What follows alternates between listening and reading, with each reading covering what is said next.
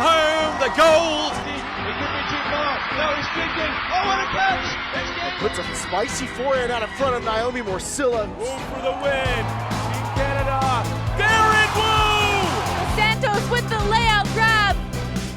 Oh, that fantastic grab. The claws of Chaffer. Canada just became the world champions. You take the field with basically two things, yourself and your cleats. That's why you need the best on your feet. For me, I want a lightweight cleat that I feel I can move freely in. And if you want that, you need to get Tokai cleats, which are specifically designed for ultimate. The toe stud helps you get in and out of your cuts quickly, and it's got a fabric-based upper that helps cool off your feet, especially on those long days on the turf. That's why they are on the feet of elite players like Robin Fennig, Rowan McDonald, Britt Dos Santos, and Mish Phillips. You try to put your best self on the field. To make sure you're bringing the best with you, head to tokaiultimate.com. Yo, Canada and the rest of the world, you're listening to the Huckin Eh podcast. I'm one of your hosts, Theo and Danie, living in the Limestone City, Kingston, Ontario. And I'm Danie Proby. We are your coast-to-coast guide to all things Canadian Ultimate. We had some Canadian Ultimate in your neck of the woods, Theo. You played in the scrimmage? Yeah, I wasn't just a silent observer. I did play. You'll watch the film at some point, I assume, Danie. So maybe you'll...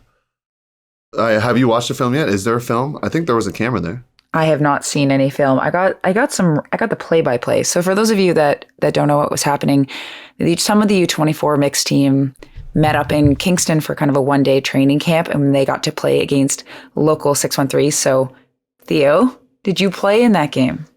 Oh, yeah. I guess that's me announcing that I'm playing on the team, even though it was announced on Instagram. Whoop, whoop. So thank you for the shout out, first of all, for that. Yeah, it was a great game. It was super fun. A little bit rainy. It actually stopped raining a little bit when we got there and started playing. But I know for the kids out there, they were getting rained on in their training camp. But yeah, it was super fun. Super excited to see how you guys are very system oriented. I enjoyed seeing that. Very there was a system and they were running it, and I think Pete was really proud of that over that day. So he said, "System, they're running the system." I was like, there were a couple deep shots, but they were calculated. It wasn't like people running out of system. It was this person's cutting, then this person, and it was pretty cool. Oh, I love to hear it. I didn't know you were that systems oriented. I think when you're coaching a team, when people are used to only playing vertical or only playing horizontal, it can be really tricky. And I think they were working on some horizontal stuff, and a lot of our horizontal athletes weren't there. And so I'm happy to hear that it at least looked sort of systematic to you. I think it's a good thing. So yeah, I mean, we're personally happy with the results of how we played for our first yeah. We haven't practiced yet, so that was our first. At the time of this recording, we've had a practice already, but for that scrimmage, we didn't. So that was pretty cool. But just so people know, they may have seen the score online. You were most of the team, not most of the team, but some of the team wasn't there. So people got to understand that part as well. Some of the team wasn't there, including some Ontario people.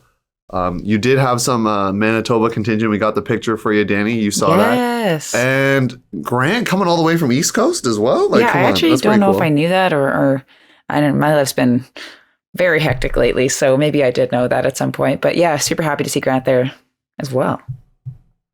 And I guess you'll be reunited with the team in soon week and a bit. So we will preview that tournament, of course, next week. TC Mix going to be there. A lot of other teams. Teams are going to be seeing at Canadian Nationals. So you're going to get their first look at all these teams. Early season. Hey, Theo, stop talking about other teams. How did you play in this scrimmage? See, Danie, I don't like doing that. I appreciate. Did you touch the Frisbee in the scrimmage? Yeah, I think I maybe threw one assist. I don't know if I was keeping all the stats. Okay. Did get beat a couple times to the front cone, which I didn't like that because, I as a commentator, I'm only talking about the front cone. You got to protect the front cone. That sexy front cone. And I got beat to the front cone, I think, once or twice. So that wasn't great. But yeah, it was super. I felt super excited to be there. Yeah. And it's a different style of Frisbee, which a lot of your players are understanding and learning about as well. You mean mixed versus playing open? Yeah. Mostly playing open my career. it's a little bit different, but vibes are great. Vibes are immaculate, I would say, actually. Vibes are immaculate. So I'm excited for the year. I promise I will talk about this team during the future podcast, but I'll try not to just only talk about them, you know? So. Okay. I mean, it's okay if you do. It gives us kind of like a little inside look on different teams, which I think is pretty cool to kind of see the inner workings. So it's true. Like we're pretty, like, from what I hear from people that have been on the team, they're pretty pumped up. We added like a few of these young Queens kids. Yeah. And so you got to watch out for them, specifically Quinton Malik. People might not have heard the name yet, but watch out for this Quinton Malik kid. He's going to be crazy. He's super athletic. High ceiling is what you're saying.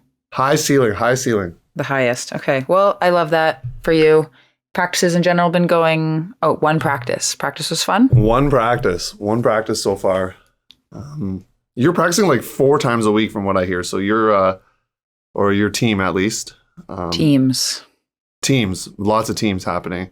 Yeah. So now I'm going to flip it on you as we continue this part here. You were where? I was at college regionals this weekend in Salt Lake City, Utah, which it's honestly the 4th time I've been to this city, which is crazy to think about. But yeah, it was hot. It was altitude-y. It was a very emotional weekend. Yeah, I was drained after that. Like post-tournament hit hard. Well, it especially hit hard for multiple reasons, which we're going to talk about in the news, because in the news we're talking about regionals, what teams are going to nationals. There's still a team to come, a tournament to come as well. So, Danie, time for news? Is that what we're saying here? It's time. We got a girthy episode, Theo. We got to get moving. So, sorry. For those of you that are not watching this, because there's no video on these, I need you to know that every time I say that word, Theo, like, visibly kind of falls a little bit into a puddle. Yeah, it's not my favorite word, but you know, Danie, it's yours, so we'll leave it at that. We'll leave it at that. And so we'll take a quick break and we'll see you in the news. We now have breaking news. All right, welcome to the news section.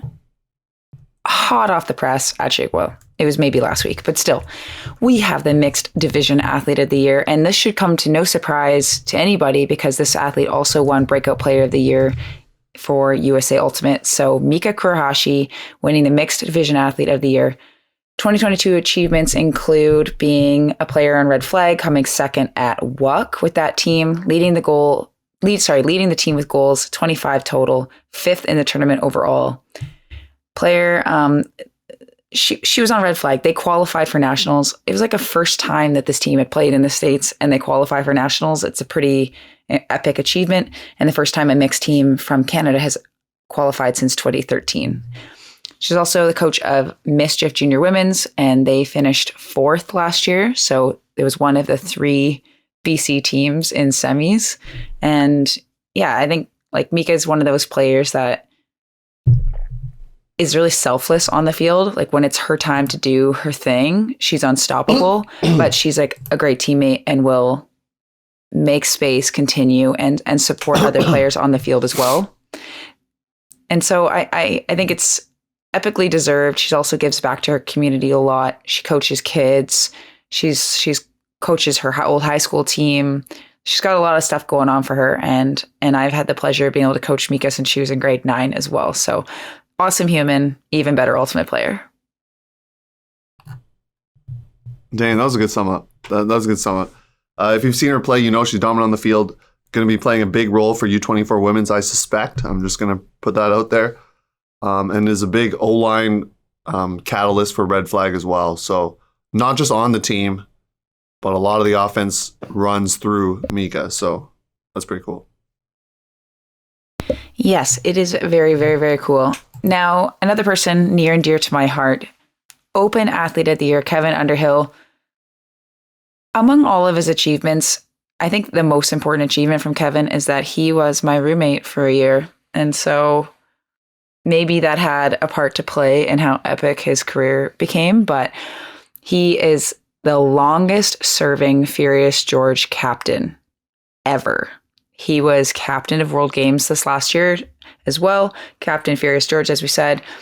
And at World Ultimate Club Championships, they finished in the top 8. So I think like my first CUCs ever, I believe was in Victoria, or maybe it was my second CUCs ever, but it was in Victoria, hometown. Furious wins, and then Kevin won the kind of toaster or the MVP that year. And I just remember being so in awe because I believe he was like a baby rookie or like a second year maybe on the team, just like super young. And that team, I guess just like even at that young age, he was already playing with such a level of maturity that obviously Canadian Ultimate recognized him and was able to kind of give him that award right away. But if you've seen Kev play, he's smart, he's calculated, he's almost uncoverable. And above all of that, he's just like a phenomenal teammate and leader. And if you've seen him, you've heard him, you know that that's true. I saw someone repost this story and say, it's like, it could have been him like 3 or 4 years, like multiple times. It could have been Kevin, because of what he's done. So, congrats to you, Kevin Underhill. Appreciate you also tuning into the streams there, Kevin, because I did see him. He was pretty excited, fired up as a UVic alum to see something cool happen. So, moving on to the Junior Open Athlete of the Year, Ethan Nemechek out of Winnipeg had the pleasure of calling one of his games, or a couple of his games there. They were CUC Junior Champions. He was the MVP of that division, that tournament, and also won high school provincials with Westwood Collegiate. Was there? This is pretty cool. He's the Ultimate Athlete of the Year, but he's also the MVP. So like school MVP. You don't see that very often where a Frisbee player is named the like athletics MVP. I don't know. We probably do in other sports too, but that's pretty cool, Danie. I mean, that obviously means that the school values Ultimate as a sport, which we love. Well, I think that's part of it too, because usually that doesn't happen where like that's pretty sick. So that definitely stood out to me as something, and I expect to see him tearing it up here in the Winnipeg scene. And fellow Winnipeggers are going to be excited because there's a few of them going to this high school tournament, which we'll preview a bit later. So those are awards. I believe those are wrapped up now, if I'm not mistaken.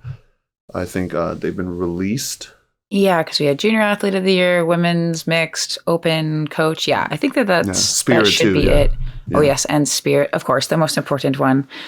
And that's why it's first. Yeah, exactly. And I think it's cool. People are like, oh, how does this whole process work? But basically, these people had to get nominated by people that see them in this light. And then there's like a panel of Ultimate Canada people that kind of go through all the nominations with all the kind of stuff that was written about them. And then they make the decision together. So it's really cool. These people not only get voted on by the Ultimate Canada people that are kind of deciding, but they also are put forward by people in their lives that just see them as these things. So it's a big honor to be nominated by your peers and then voted in by Ultimate Canada. So congratulations to all the people that won awards. It's just, it's really nice for us to be able to recognize these people for their contributions on and off the field. Theo, any other news to report? Regionals. I guess it's a pretty big deal. So where do we want to start here? Do we want to start with the good stuff, or we want to there's other good stuff happening, but where do we want to start, Danie? Well, I'm not going to respond to that specific question, but I'm going to start with Open in the Northwest. Okay.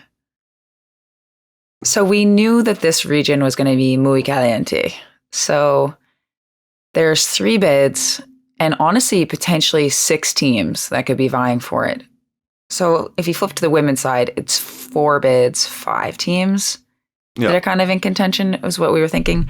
But this one is 3 teams, 6 bids. So we knew it was going to be a bloodbath. And just looking at the schedule, it's a lot of games. Again, as I mentioned on the top of the episode, altitude, heat, it all played a factor for these teams, especially if you're kind of a team that's a bit top heavy and you can't rotate through everybody. It really started to impact teams on Sunday. And so buckle in, we got a wild ride. So UBC got to play Washington B first. They beat them, kind of cruised through 15-5. And then they were supposed to they saw Western Washington, aka Dirt, in the Pool A finals. And they ended up winning 15-10. So taking care of business so far on day one. UVic was in kind of a different situation where they were kind of more in a traditional pool. And so they played Washington and lost on Universe, Theo. Tough, but also like... Good signs. That's a good sign. But I saw some of the UVic players afterwards and they seemed very frustrated. They're like, this team is beatable. We should have won. I guess UW not looking like their old selves at that point. And so UVic goes on to the next game against Gonzaga and they end up winning 15-8. Then there's this crossover situation happening. So at 2:30, teams are having to play other teams to kind of push their seeding into the next day. And now it's even hotter. It's 2:30. What's the temperature? Do you remember? Like, try to put it out of your mind, you know? It's in the 20s. Like it's hotter than we've had here. Like it's been like raining still. Yeah, when you're not used to it, it does play some tricks on you. Yeah, so it was like 25. I don't know at this point, but it's more the combination of that with the altitude that was really kind of messing with people. And so UBC ends up playing UW, and we were able to watch the last bit of that game, and UBC scored a bunch right at the end and ended up winning 15-12. And so that honestly set them up for the best, like after winning sectionals and winning all their games on Saturday, they were in the best possible situation on Sunday that they could have been. So they're on the opposite side of the bracket in semis to Oregon and UW. They technically on paper have the easiest semifinal that they could have had. So they were set up to play against Utah State. UVic, on the other hand, ended up playing against Washington State and cruised through to a 15-6 win to finish out their Saturday. So, sorry, not Utah. Yeah, they were set to play Utah in quarters, but Utah State most likely in semis when I'm talking about UBC. So in quarters, we had UBC versus Utah. UBC only won by 2. So that also happened on Saturday, but that's like a bit sketchy. That's a little bit closer than we would have liked. UVic ended up losing to Utah State again by 1. Not sure if that was Universe or not, but they lost by 1. So that's a heartbreaker. So we were like 1 point away from having a UBC UVic semifinal. So if you're Victoria, it would have been hype. But if you're Victoria, like what a tough thing to lose to 2 quality teams by 1. Like that's how intense this region is. Yes, Theo, you have a question. Raising my hand like a student out here. The crossover right before the quarters, that's tough. That's a tough like schedule. I'm not feeling that in the schedule. I know. Like I know. you play this crossover, then immediately you got to play quarters. No bye in between. Yeah, when I say the schedule is nasty, like I mean it. Like people were dropping like flies. I'll talk a little bit more about that later. But so UVic ends up losing that game. So they're kind of still in the backdoor bracket. So they face Utah in the morning and end up losing by 2, unfortunately. So their kind of road had ended at that point. UBC is now playing against Utah State in the morning. Now, we all went early. So we got there at 9, our women's team. We were ready to cheer them on. We're cheering them on for the first hour. We had made a decision as a team at 10 a.m. We are focused on us. And so we were no longer watching that game anymore. But when we left, UBC was up 9-6. So they took half 8-6 and then started out a half on O, held 9-6. We were kind of like aware, and I had one of the players, shout out to Cy Crawford on UBC for texting me the scores, but UBC basically after we left got scored on 5 times straight. Like when you're up 9-6, like you kind of expect if your O-line can just kind of hold 2 out of 3, you're good to go for that game. But obviously something happened. So Yuchi Lin also wasn't playing in this game. Quite a few injuries.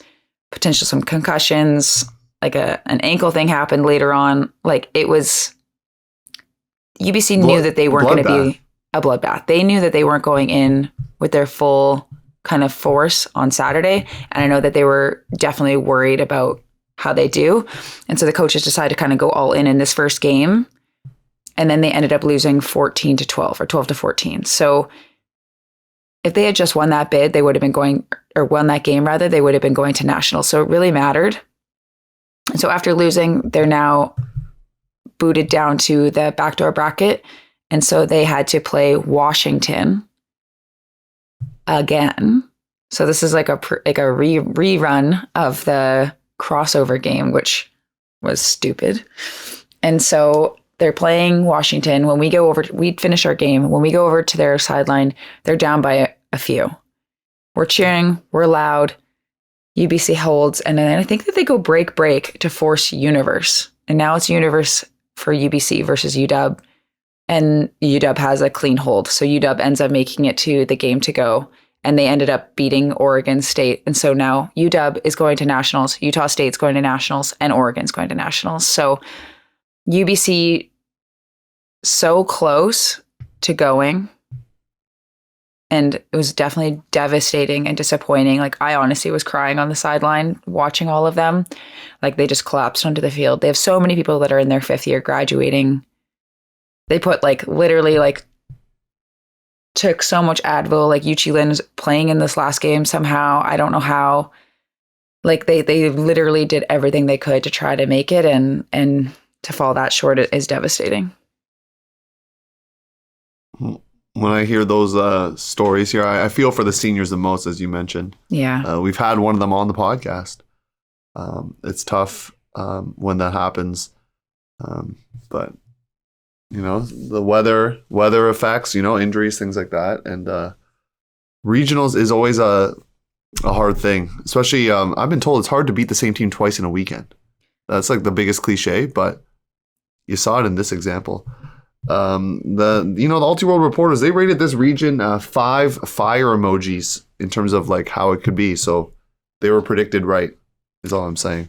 Yeah, if they could have given it 10 fire emojis, I think they would have. The fact that UVic lost 2 games to the teams that qualified on Universe shows kind of what they're working with this region. I don't think there were enough bids, to be honest. Yeah, we need that extra one there, BYU. So that would have been cool. So unfortunately, that ends the road for those 2 teams. Hope to see them again, both hopefully in the fall series if they come back to the East End of Canada, and then also, of course, to the spring series. I think we'll fire some people up for sure. I'm hoping that the coaching staff, you may or may not know this, probably haven't even thought about it yet, but seeing what the coaching staff did, it would be great to have all 3 back, that continuity. A lot of the players some of the players returning. I think it'll be bode well. So sending good vibes in the universe to those 2 teams for next year.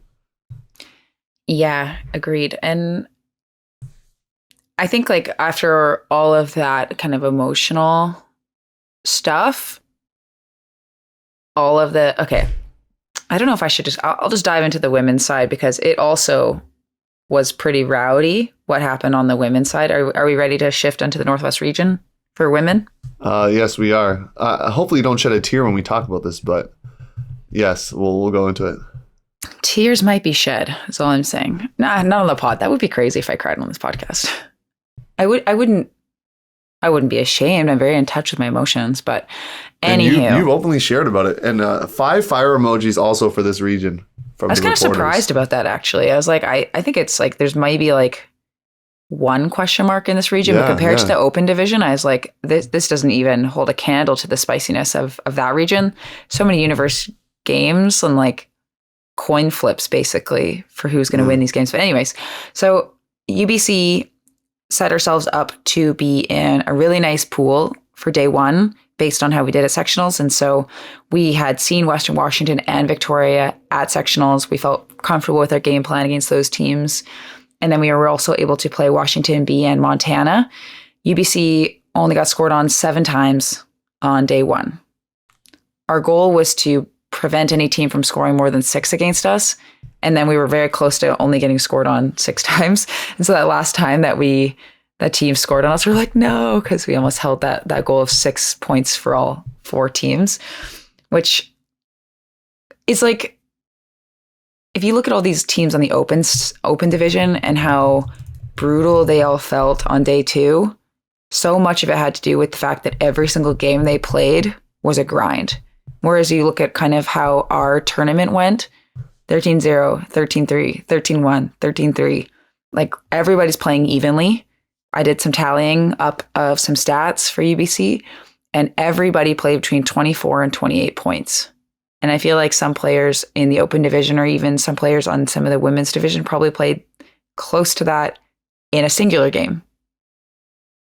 So it's just like a very different experience and different level of us being able to kind of take care of ourselves. And so it's actually kind of worrying for me as a coach to feel like we're not ready for the volume that's going to be coming for us at nationals, because we usually cruise through and then have like 1 or 2 tough games. But national is a different beast out here. It's a different beast. So every game, teams, I think, I'm going to put this out there, you're probably going to get a pretty high seed based on how you've done during the season. Yeah. And so you'll probably be one of the top seeds in the pool, like top 4 or potentially like just out of that. And so like people are going to come after you. They're going to be scouting.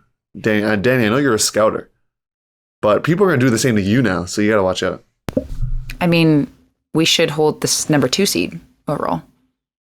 Well, there you go. I think it's kind of how it works, but yeah, people coming after you is what I'm saying. People will be coming after us for sure. So in terms of other Canadian teams, UVic also took care of business versus Montana and also Washington B. Between those 2 games, they only got scored on 5 times, so they're also kind of cruising through those games. Now, UVic versus Western was kind of the preview of what most people anticipated the game to go would be. So Western ends up beating UVic 11-9. And so that puts UVic in 3rd place in our pool, which means instead of like how the women's division worked is that at the end of the day, first place plays first place. So there's a crossover. So whoever is the first place in each pool play each other in finals in the morning. Second places play each other, and the winner of that plays whoever loses the final. So it kind of just drops down. But because UVic finished 3rd, they were kind of in a bit of a different situation. So UBC played Oregon in the finals because Oregon ended up beating UW. We watched the end of that game and Oregon was on fire. It was sick. And UVic ended up playing Utah. And so we didn't know much about this Utah team. We just kind of assumed because they were kind of unranked, we didn't know anything about them, that they were going to be kind of scrubby. But when I look over, I'm like, because we were watching the men's game mostly, but then we were warming up and UVic and Utah were on the field we were going to be playing on. We're like, oh, UVic's losing. I think they were down by 2 even at half. And I was like, this is the game to go to the game to go to the game to go. Like they won that game by 1. Yeah. Like they were 1 point away from not even getting into the game to go to the game to go. Like the fact that this team like was breaking a bunch at the end of this game to end up winning it shows like how much heart they had, because this is still only the first game of the day. There's people on their team that are vomiting. There's people on their team that are like heat exhausted, not dealing with the altitude well. There's people that are playing every point on this team. Like it was incredible. It looked like a lower roster too based on the team picture. Like it wasn't like a 24, 26 person roster. I think they only have 16 people actually on their roster right now anyway. And they had some people go down with like heat illness and altitude sickness. So they were definitely less than 2 lines in a lot of these games when I was watching. And so they go on to play against Montana in the next game, and they end up taking care of them kind of 15-7. And now they're in the game to go. Unfortunately, their head coach had to leave after Saturday, and we knew that this was going to happen. So something came up. So Amira had to leave, and she asked if Robbie and I would help out if UVic ended up being in a game to go type situation and UBC wasn't playing. So we go try to support our men. They lose. We're with them for a bit. And then we go over and we see that UVic's now in the game to go. And so Robbie and I are like, all right, we got you. So they had Julia Osada also like as their main coach. And Robbie and I were basically there for the vibes to like pump them up, tell them that they were doing a good job, give them water, chalk, Gatorade, whatever they needed. We wanted to be like in service to this team. Our women's team, UBC, gave up our tent. We had like a shade tent that we bought. And we had all these like water bottles and stuff. And we kind of gave that to the UVic team. and all of our UBC players were cheering. Maddie Ong is running onto the line, giving them water. Oleana is like spraying them with ice water. It was just like the most amazing kind of camaraderie moment. I was like, I don't know if they feel like there's a rivalry between the two teams. I don't feel that way. I just feel like really happy that my alma mater was in this game to go situation. It was being supported by their like fellow Canadians. I just thought it was like a really cool sport experience. So anyways, UVic had never beaten Western this whole year. Not a single time. They lost every single time. And so now they're in this game to go. And it's tight. Like, it's back and forth. UVic kind of chipped away, got a couple breaks in the first half, and eventually ended up winning 15-11. If you haven't seen it, the Huckin Eh Instagram has like the last few points. The second half. Oh, the whole second half? The whole second half, yeah. Oh my gosh. On our Instagram, Keegan Freeland was given the login information by Mr. Theo and Danie. I was busy. And it was an incredible atmosphere. All of the UBC women's team, all of the UVic men's team were pumping up the UVic women's team. And honestly, it kind of felt bad for Western because they didn't really have anyone supporting them. And they were like dropping like flies. Like, they were cramping, getting injured. Like, it was really tough conditions to be playing. So having two full teams cheering for you gives you that extra little boost. I'm pretty sure it helps a lot. And I want to shout out like specific heroic performances. So Alicia Brawley, you've probably heard the name now. She's been mentioned by All2 World a few times, but literally every point that she played, her check would never get the disc. Her reset defense was incredible. On offense, she got the disc every other. She'd give it to somebody and then she'd get it right back. She had dime hucks. Like, it was the single-handed, like, most heroic sport performance I've ever seen in person. Like, she took the team on her back and like won that freaking game. Of course, all the people around her played insane as well. Abba Bredney, we know the name, was like a dominant force in the cutter space, had a sick layout block, caught some goals. It was awesome. Erica Edgel, also an amazing cutter, the best like target deep, like wouldn't miss. And then I do want to have a specific shout out to this rookie to rookie situation.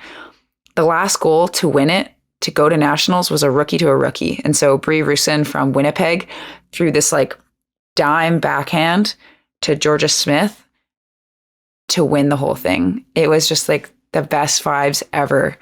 So UVic, I don't think, has qualified since 2016. That's my era. The Danny Provy playing days era is what you're telling me.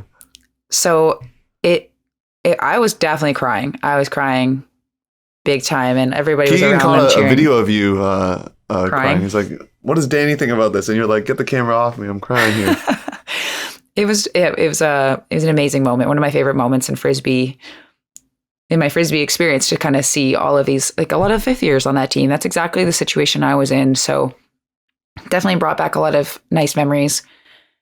On the other side, UBC playing Oregon in finals. They gave us a big scare at sectionals. And so we were very much not wanting to take anything for granted. Last time we played them, we only beat them by a break. And so we were really fired up to play against them again. We were happy that they beat UW because we kind of wanted to rewrite that history of that game at sectionals. We kind of felt like the ultimate gods had created this situation for us where we got to play Oregon in finals to like show them and remind ourselves that we are the dominant team in this region. And it started off pretty tight, and both teams were holding. We actually were not holding cleanly at times, and they were. So it was definitely a bit scary because that's kind of how our Washington game went at Stanford a little bit at the beginning.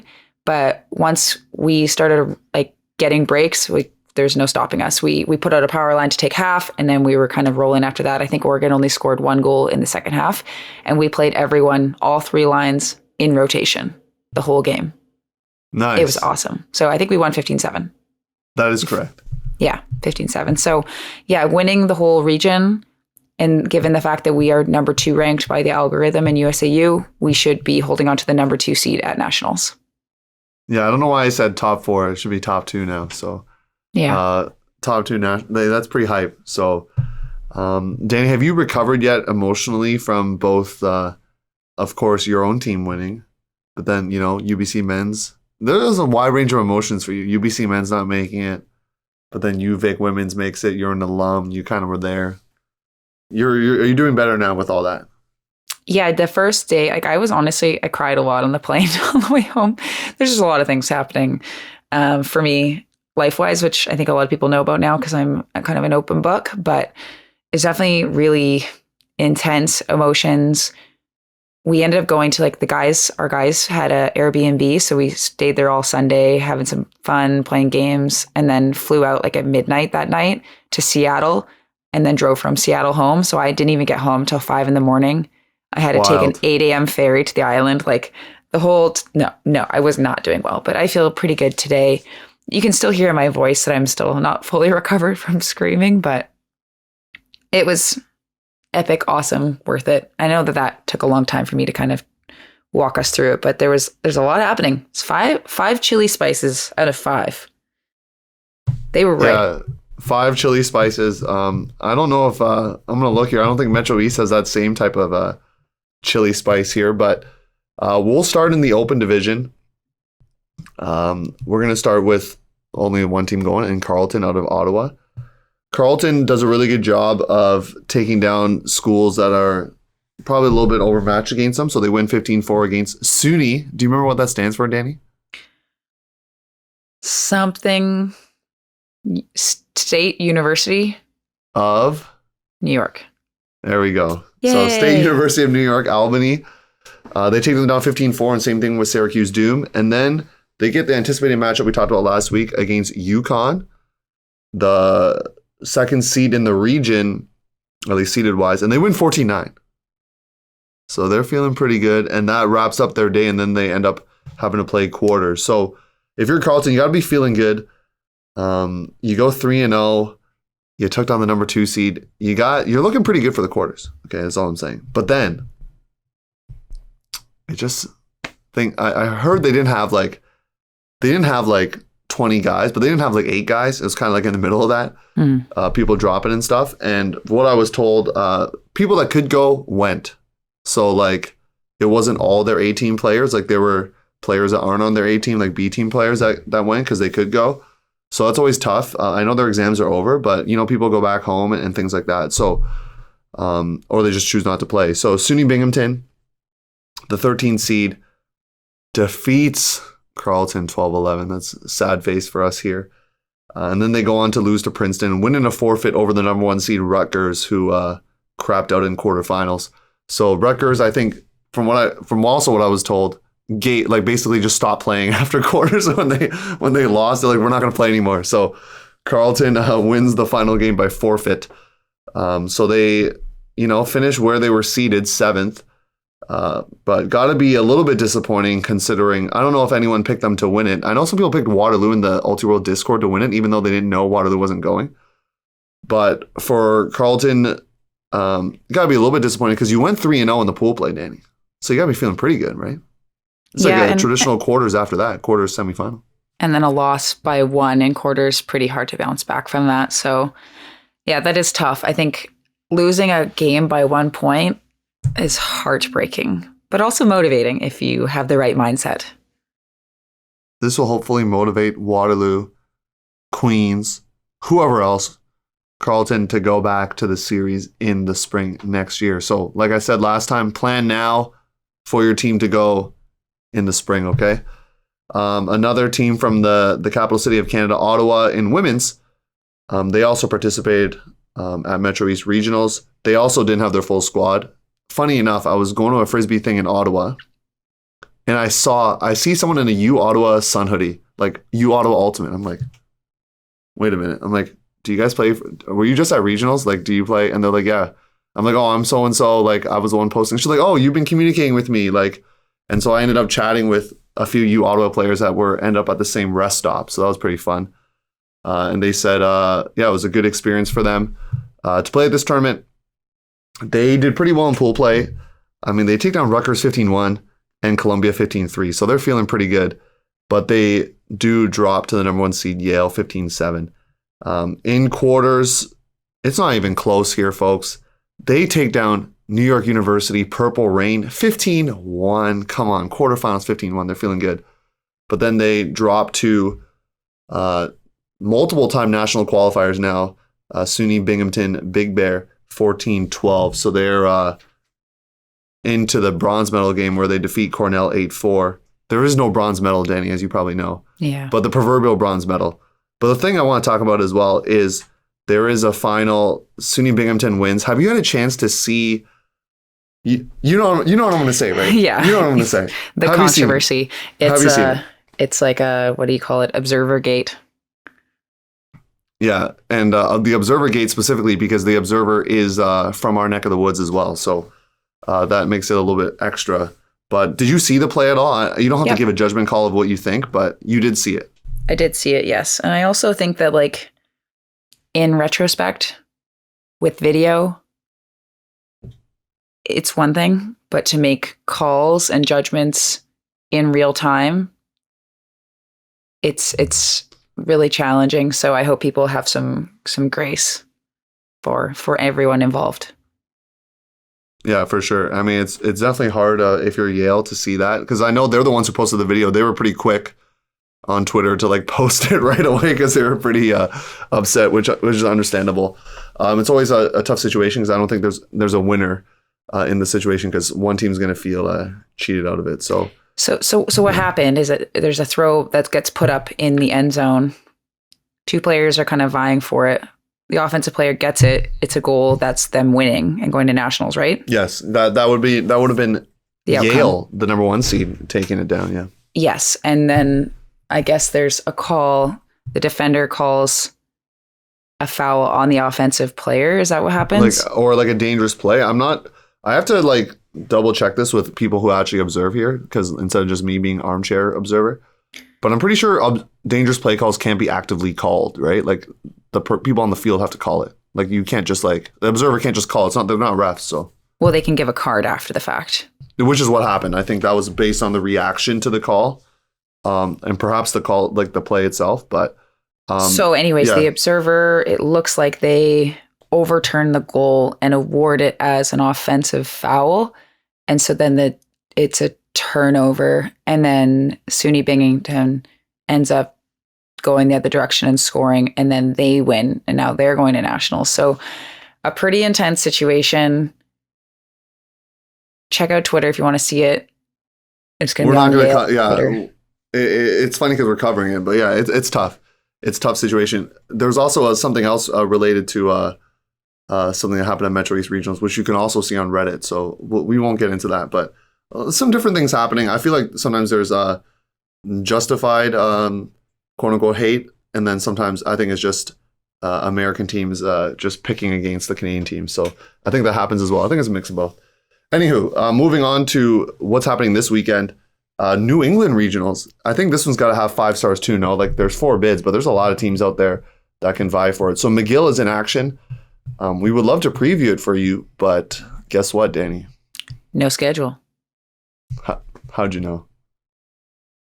No schedule means can't preview it in the same way. But hey, we will talk about it like we did for Ottawa. So McGill, we wish you the best of luck. We know Vermont, Brown, UMass out there, Northeastern, Tufts. There's a lot of good teams in that region.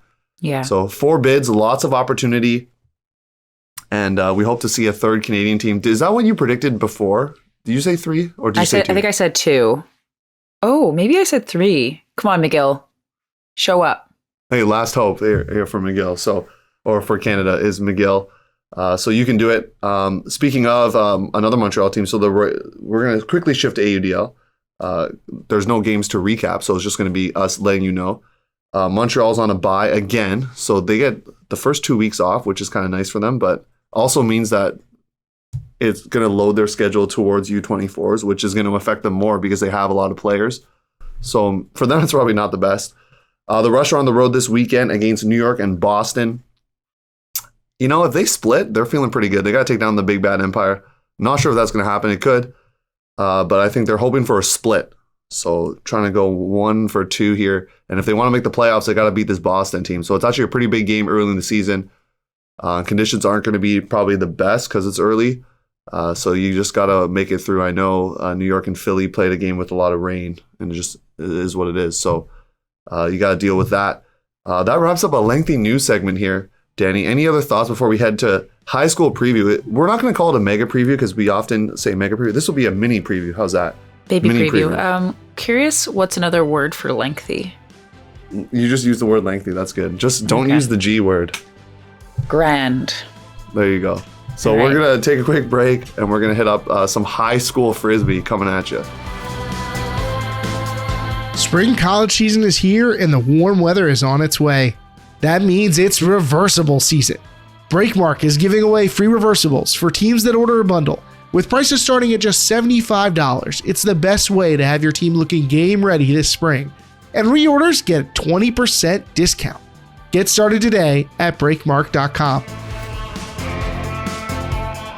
The first time this tournament is happening, Danny, did you know this? Is this year. It hasn't happened since 2019. So I could talk about 2019 results, but I'm more than certain that the players on the teams didn't play in 2019.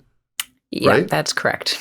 Did I math that correctly? Maybe you're a fifth year and you played when you were in grade 9 or something. But there's 16 teams going. I was told by Ultimate Canada on the record here, there was 21 applicants, so 21 teams applied. 16 got in. There's different reasons why you get picked, of course. Obviously, like how good you are or like what you've done in the past, things like that. Geographic diversity is part of it. So that's how it gets shaken out. So, teams are seeded the way they are. I don't want to say like take all the stock in the seeds because if they don't play in a lot of interconnectivity tournaments, it's not really gonna help you. So, into figuring it out. But anyways, I'll tell you who the teams are. We know a little bit about some of the teams because of where they play club and stuff like that. But so first off, Pool A, you have Adam Scott CBI Lions out of Peterborough, Ontario. This tournament's taking place in Ajax, so it's kind of like a home tournament for them. In the same pool, they have the number 8 seed, the College Sturgeon Heights Collegiate Huskies out of Winnipeg. You're going to hear a lot of Winnipeg teams in this tournament. Then they have the École Mitchell Montcalm Cavaliers out of Sherbrooke. And then wrapping it up is the Maryvale Marauders out of Ottawa, the 16 seed. So that is your Pool A. I did try to look up Adam Scott's roster to see if I could find any like Toro players. My research came up empty, but I could look another time. But this Sturgeon team came in 9th in 2018 from my research. So that was a long time ago. Like I said, those players weren't there before. And they have a few players that have played for Mofo. So you're going to see a theme that we're going to highlight, Danny, which is important, is that these Winnipeg teams, they're flooded with, it's not just one team that has all the Mofo players, but they're spread out everywhere. And that's going to be a big advantage for this tournament. Yeah, coming from BC, it just seems like this tournament is just like Canadian college nationals to me. I'm like, oh, this exists. I know that it exists. You even know. Yeah. Like the one time it was hosted in BC, I got to commentate, which was really fun. So that was kind of like, oh, this is a tournament that happens. But usually BC teams don't go. And so I feel like our provincials is pretty much like a nationals for us, like with how many athletes and how many teams there are. But it's very cool. It would have been cool to see at least one BC team go, maybe, but I know it's expensive to fly and everything. So it is really exciting.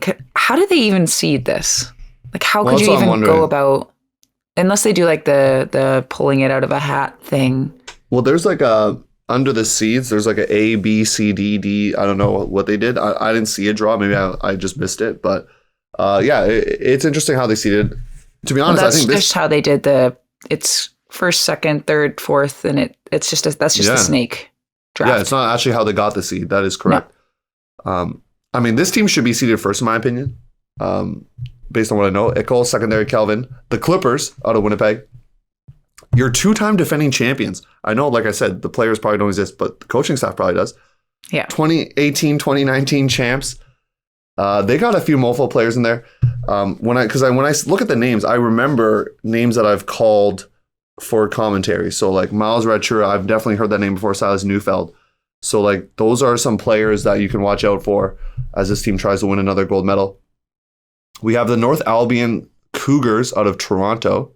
I didn't even know from Toronto, and I think I knew that high school existed, but didn't know much. I definitely know this high school existed. Marshall McLuhan, the Rebels, produced some high-level talent.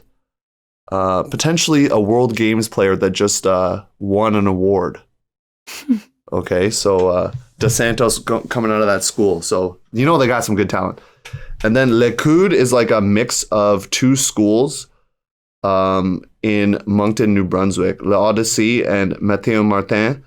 So I think it's a French-speaking school because I look at their roster and it's like all French people. So that's kind of cool. And that is your Pool B. There's a streaming schedule online as well that you can watch. B2 versus B4 will be streamed. So that'll be North Albion versus Le Coude. It's always good to get geographic diversity on the streams. So if you're from that area, you might not be traveling from New Brunswick to Ajax for high school championships, but you can watch the stream. That is true. It is really fun for the people back home too, the families, to be able to watch their kids play on TV, even if it's YouTube or whatever. It's pretty awesome. And then also like to see the footage of these players when they're like, okay, so if you can look back in the archives, you can watch footage from 2019 and 2018, and to be able to see these athletes play when they're playing for their high school teams is pretty fun once they play club or play on the national team, for example. So it's awesome to have access to that material. Yeah, we're going to talk about that in subscriber only, so stay tuned for that. This is a team that has finished second 2 years running. Bowmanville High School, the Talons. They've produced a few players that play in the AUDL and other high-level clubs. So the Bowmanville High School Talons are the first seed out of Pool C. Then you got College Notre Dame. They're the Cactus. I didn't think this was real, but their school name is Cactus. I love that. So that's kind of cool. They have, from my count, 5 players between their male and female matching athletes that are playing on the provincial Hydra team. The team that went all the way over to Columbia. So they got some experience. You got to watch out. That's a really good matchup for Bowmanville. I think that'll be an exciting one. I don't believe we're streaming that game. We are not, but that'll be a cool one to kind of keep an eye out on. Then you got Westgate. Don't sleep on Westgate. It's another Winnipeg school. They got they got one MoFo player, and they got some experience out there, finishing 8th in 2019. Then you got Ajax wrapping things up. The Rams, hometown team. We'll see if they make some noise here. You mentioned this earlier about the UVic game. If you have some of the people around you cheering, you could get an upset or you could make some noise, right? It could go that way, or it could go the other way where you feel the pressure of people watching and then you try to do too much and then you don't play a good team game. So hopefully that does not happen to Ajax. I hope that doesn't happen to you. Etobicoke CI have been very dominant in the past. They've produced lots of Toro players before, finished 4th in 2019. They're your number 1 seed. But this is the team to watch out for. SJR. If you know anything about Winnipeg Frisbee, you know that they produce a lot of talent. They got 8 players that played MoFo last year, and they got some that played on the B teams. So they're going to be moving on up. So this team is very good. I recognize some of these names once again from commentating. So we're not going to do a full predictions because how can we do that when we have never seen any of the games? But this team, one to watch out for. Nepean, hopefully I'm saying that right. The Knights out of Ottawa. They're also going to be on the stream, so check that out. And they're going to take on École Joseph Dandurand Cabré out of Saint-Jean-sur-Richelieu, Quebec. So that's your D4 in there. And I'm actually going to correct myself real quick. SJR is actually going to play Nepean in the stream game, D2 versus D3. So that's actually a really exciting game, and one you should definitely watch out for. So that's your kind of pool setup. And then from there, you play your pool play on Saturday, and then you go into Sunday with traditional quarters.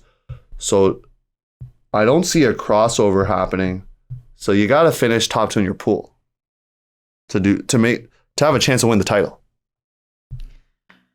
I feel like sometimes you go to these club tournaments or basically club tournaments, and you kind of know in general how things are going to shake out. Like literally, we have no idea. It makes this tournament so exciting. It's up for grabs. So if you're listening to this and you're one of these teams that are like 3rd seed or 4th seed in your pool, seeds don't matter. It doesn't matter. It makes no difference. So just go out there and take it. Yeah, I'm not going to make a prediction of who's going to win, but I don't think this is very bold, Danny, but I'm just going to say it's an all Winnipeg final is all I'm going to say. I think I would be unsurprised. I was just at Spring Rain 2 weekends ago, and SJR had a middle school team there as well. They were there, I feel right? Cool. Like a lot of these teams are historically good because they have great feeder programs beneath them. And so again, I would be unsurprised. I think that there's a lot of these middle schools in Manitoba that feed into these high schools. And like these kids go into high school knowing that the ultimate team is something that to strive for and to make. So I think your prediction is probably right on the money, but I wouldn't be surprised if Bowmanville kind of sneaks in there again. They got a few siblings on the team, so maybe that chemistry is gonna work itself out. It would be kind of cool to see 2 teams from different areas make it to the final. That's always fun. Boost the stream numbers as well. So make sure you're watching the streams there on the Ultimate Canada YouTube page. Yours truly will be on the mic for it. So that's exciting to commentate the players of the future. Because even last year, seeing some of the players, like for example, Dax Miller for Toro, that's now he played Queens this past year, is going to be playing on the Rush as well. Like seeing some of these people. 24. Yeah, well, I forgot to mention those parts too. You're right. Like I get to call him when he's in his like some people know him phase, to then like he's going to be a household name phase. So it's kind of cool to get that early. Don't tell him that he's going to be a household name. He doesn't need that. I think his ego's already pretty big from what I know of him, Dax. So I think it might he's a good kid. It might swell even further. No, he's definitely a good kid. But it's always fun to give shout outs to different people. So if you win, you know what we're going to have to do if you win, right, Danny? If they win. We're going to have to have them on the pod. Wow, such a good prediction. That is true. So if you win, not only do you win the prize, you also get to come on the podcast if you choose. Of course, you can decline. No, you can't. Okay, we're pretty persuasive. Somebody on their team would want to do it. We're pretty fun. Sure. Hanging out with us is fun. That's for sure. So check it out. High school championships this weekend. Good luck. That's our mini preview for you. And that wraps up our lengthy episode this week. Grand episode. Once again, you can follow us on socials. Danny already said this, but you can check out that game. Ultiworld did post it as well, so that was always fun for the shout out. Filmed horizontally, which I told Keegan to do.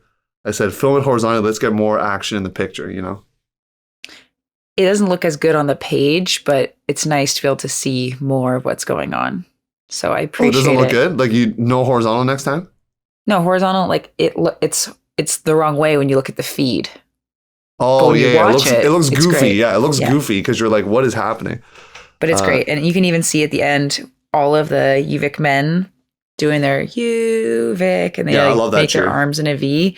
Them and the UBC women's surrounding the UVic women's team doing that after they won. It was just like a really intense moment. I loved it. Go watch it. It's exciting.